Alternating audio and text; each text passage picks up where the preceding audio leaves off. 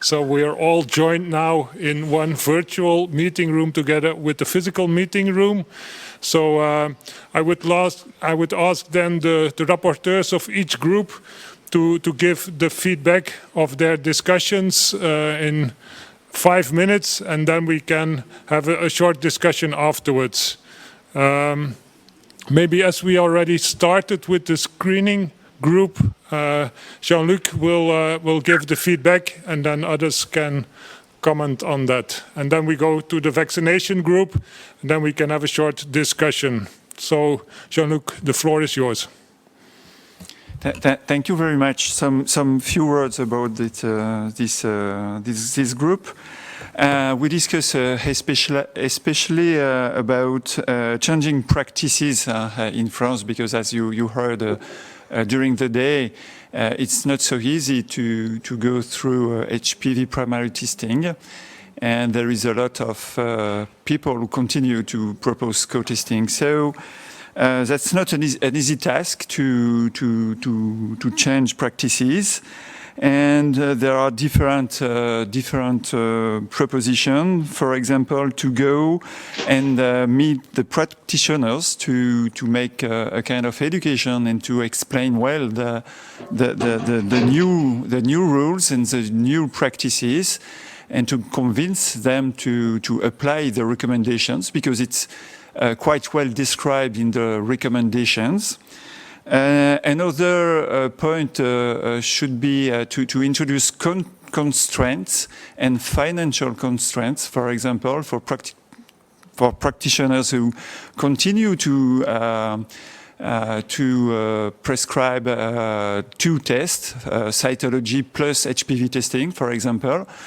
Of course, women would not pay because it's free. Screening is free, but we can imagine that the social security did not pay the practitioner who did not respect the recommendations and propose 2 tests instead of just 1. Probably not so easy to conduct this in France, but probably this would be efficient. And another point would be to claim change to the authorities who had proposed this organization. And we have a national committee in charge of the strategic development of cervical cancer screening organization. And probably it would be a possibility to ask this committee to tell that it does not work, and to ask them to help us to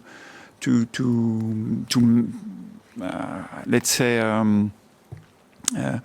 to impose that the practitioners prescribe the good test.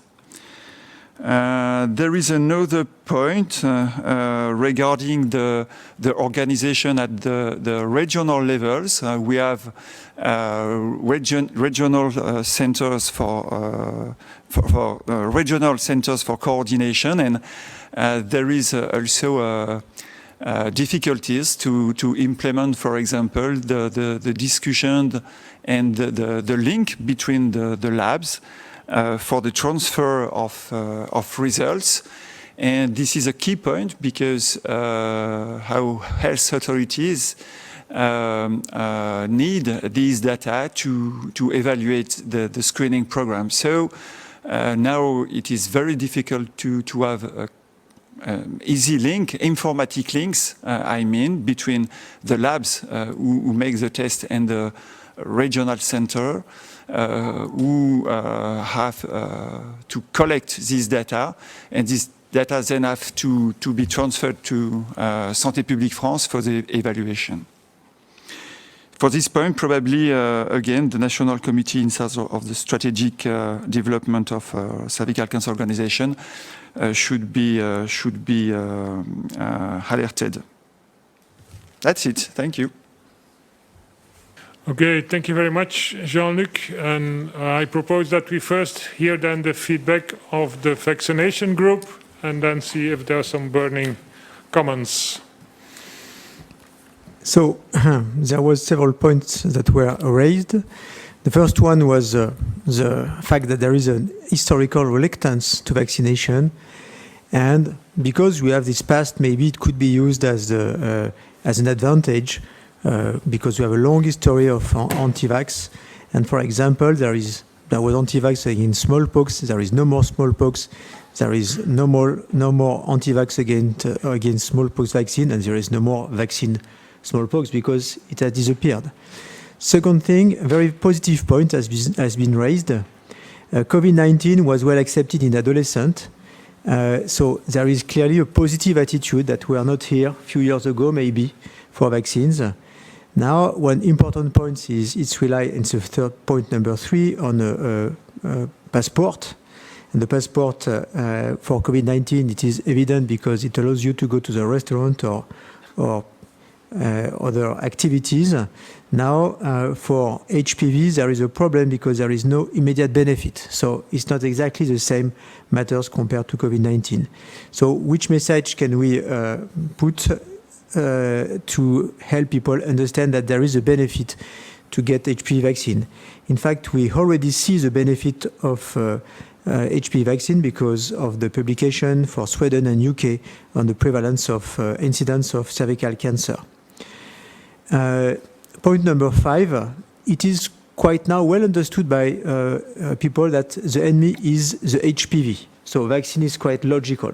And it was probably not the case a few years ago. And in fact, maybe the fact that we test HPV and no more pap smears there is a coherence into this, and we have to put it to explain it. One point was raised is about the GP, and we have seen that basically there is a huge confidence by people, adolescents and their mothers with their GP, and we have to include them at the soldiers. But now, how to inform them and take them on board for HPV vaccination? They have made the job, in fact.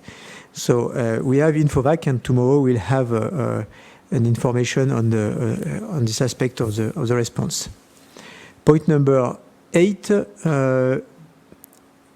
In 2019, there was an important point, virage, because basically the health authorities were very clear on the importance of vaccination, and they were present, and it has created trust and confidence, and we have to rely on this trust and confidence. Now, there might be a problem is because now politicals are busy. They are busy. There will be election. They have COVID-19 to manage. There is other economical aspect. So maybe we have to be here to continue the communication, to raise awareness. It is very important. And clearly COVID-19 was an opportunity of massive education to explain what is an antibody, how a vaccine is working. So maybe it will improve the situation.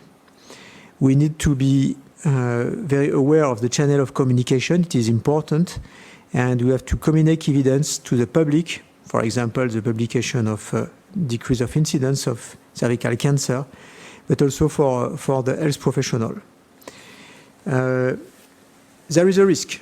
It was the point number 12. There is a risk because there is no more money for there could be no more money for HPV vaccine because we spend a lot of money for COVID-19. And we need to make lobbying to be sure that there will still be money to cover the price of the HPV vaccine. There is one additional point, no, two additional points. Clearly, we need a common action. We have to search for consensus. That's the GPs, the first ring of professionals implicated for a long time in HPV vaccine or HPV cancer, and health authorities speaks with a unique voice. It is very important because it is more audible for the audience. And maybe we have to also to include the pharmacist with us on board to be more consensual. Now, let's say that there is 4 steps. The first one is to listen to public and health professionals to clearly know all the concerns about HPV vaccination. So it's point number one as a step. The step number two is clearly to create confidence. Politicals have to speak, but we also have to speak as health professionals and make lobbying. And point number three is we speak a lot about cervical cancer, but we also have to communicate on other cancer, head and neck cancer or anal cancer, to explain the benefit of vaccination above from cervical cancer. There is not only uterine cervix cancer, but there is also other cancers that could benefit to male, for example. That's it. Okay, thank you very much for that feedback. We still have a few minutes if there are other additions that need to be done. Yes, I see. Thank you to Romain for this excellent summary. I would add that we have to renegotiate the price of the vaccine. Okay, thank you. Other comments also from the people joining us online? I don't see any raised hands or messages in the chat. It's okay then to call it a day. I want to thank all the speakers, all the participants for a very productive day, a lot of interaction. Okay, thank you very much and see you tomorrow.